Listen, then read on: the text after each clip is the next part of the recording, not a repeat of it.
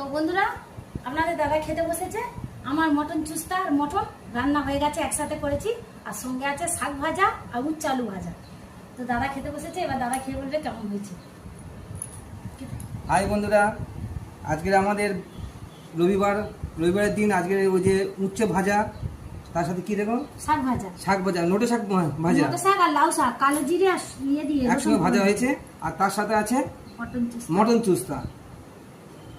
তা আমি খেয়ে বলবো কেমন টেস্ট হয়েছে আজকে।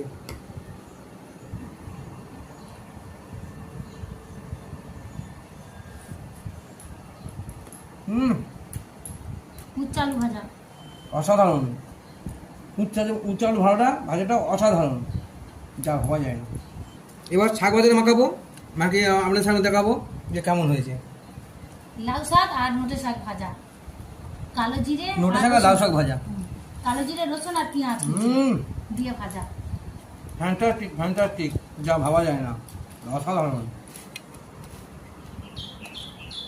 এই মটন চুস্তা নিয়েছি, একদম সুন্দর, একদম চর্বি জাতীয়, চর্বি ভর্তি। দেখুন বন্ধুরা, ওকে টেস্ট।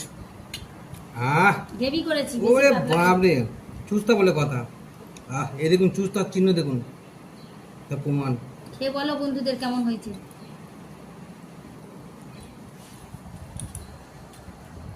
আমি খাচ্ছি ভালো।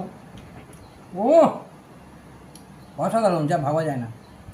বন্ধুরা, পারলে বাড়িতে এখন বানিয়ে খাবেন মটন চুস্তা, তার সাথে চর্বি।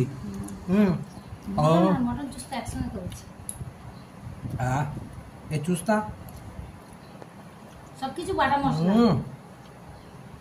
অতুলনীয়, যা ভাবা যায় না।